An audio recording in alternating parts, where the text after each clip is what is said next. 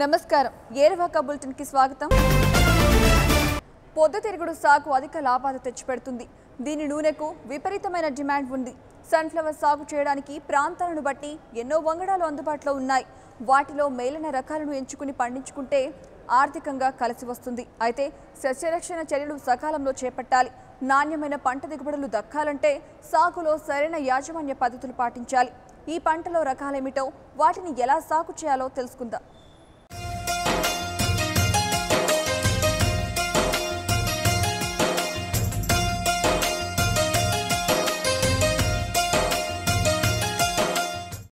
వ్యవసాయం లాభదాయకంగా సాగాలంటే ఎంచుకునే పంటల్లో అనుకున్న స్థాయిలో దిగుబడులు దక్కాలి.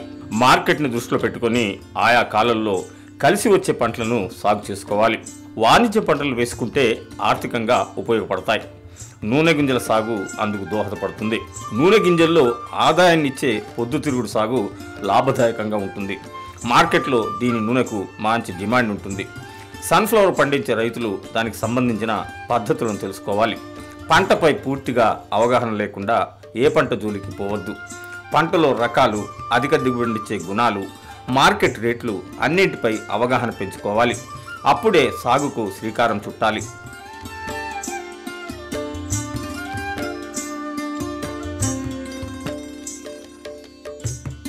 పొద్దుతిరుగుడు పువ్వుని తెలంగాణ, ఆంధ్రప్రదేశ్లో విస్తారంగా సాగు చేస్తున్నారు.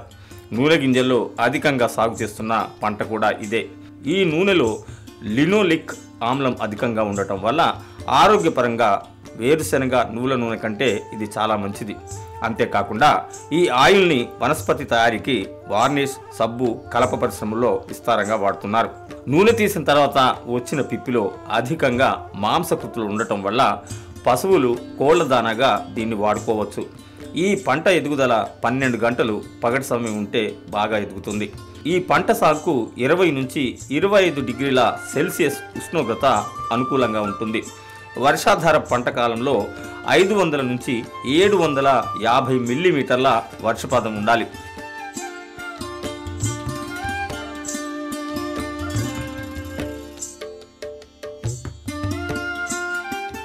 అది సమానంగా విస్తరించి పూత గింజ కట్టు దశలో అధిక వర్షపాతం లేకుంటే అధిక దిగుబడి దక్కుతుంది.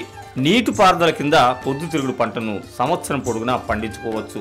అయితే పంట విత్తే ముందు పూత గింజలు తయారయ్యే దశల్లో దీర్ఘకాలం వర్షంతో గాని లేదా పగటి ఉష్ణోగ్రత 30 డిగ్రీల కంటే ఎక్కువ ఉండకుండా చూసుకోవాలి. వేసవిలో విత్తిన పంట ఖరీఫ్ కంటే అధిక దిగుబడినిస్తుంది. ఖరీఫ్లో తేలికపాటి నేలల్లో జూన్ 2వ పక్షం నుంచి జూలై 15వ తేదీ వరకు విత్తుకోవచ్చు. వరి తర్వాత పొద్దుతిరుగుడు వేసుకున్నట్లయితే డిసెంబర్ ఆఖరి వారం నుంచి జనవరి మొదటి వారం వరకు విత్తుకోవచ్చు.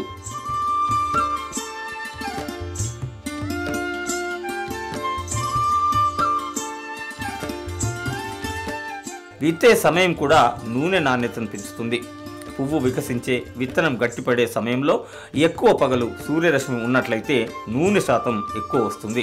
ఈ పంటను సాగు చేయాలనుకుంటే ఎకరాకు 2 కిలోల విత్తనం సరిపోతుంది.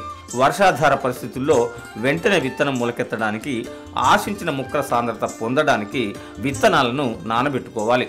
లీటర్ నీటికి కిలో విత్తనం వంతున 14 గంటల పాటు మంచి నీటిలో విత్తనాలను నానబెట్టాలి.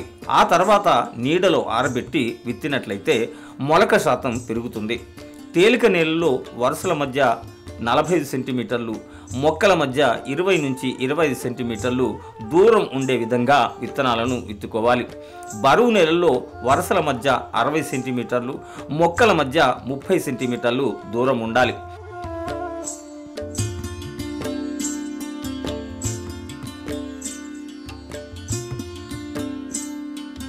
పాదుకు 2 నుంచి 3 విత్తనాలను విత్తుకోవాలి. వాతావరణాన్ని బట్టి ఎర్ర నేలల్లో 6 నుంచి 10 రోజుల వ్యవధిలో, నల్లరేగడి నేలల్లో 15 నుంచి 20 రోజుల వ్యవధిలో నీటి తడులు పెట్టాలి. మొగ్గ తొడుగు దశ, పువ్వు వికసించు దశ, గింజ కట్టు దశలు చాలా కీలక దశలు. కాబట్టి ఈ సమయాల్లో నీటి తడులు తప్పనిసరిగా ఇవ్వాలి. ఈ దశల్లో ఎటువంటి పరిస్థితుల్లోనూ నీటి ఎద్దడి లేకుండా జాగ్రత్త పడాలి.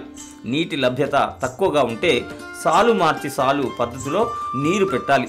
దీనివల్ల నీటి వినియోగ సామర్థ్యం పెరుగుతుంది.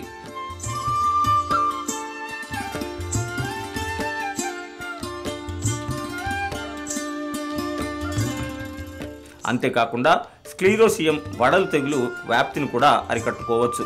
విత్తిన 30 నుంచి 40 రోజుల వరకు పంటలో ఎటువంటి కలుపు లేకుండా జాగ్రత్త పడాలి. లీటర్ నీటికి 5 మిల్లీలీటర్లు పెండిమిథాలిన్ 30% ఈసీ లేదా అల్లాక్లోర్ 50% ఈసీ కలుపుకోవాలి. ఈ మిశ్రమాన్ని విత్తిన వెంటనే లేదా మరుసటి రోజు పిచికారీ చేయాలి. విత్తిన 20 రోజుల నుంచి 25 రోజుల తర్వాత గొర్రుతో అంతర్కృషి చేసుకోవాలి.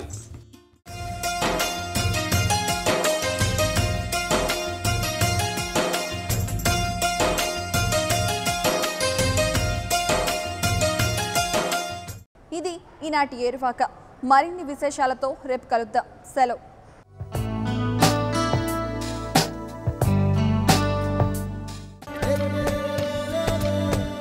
Hey,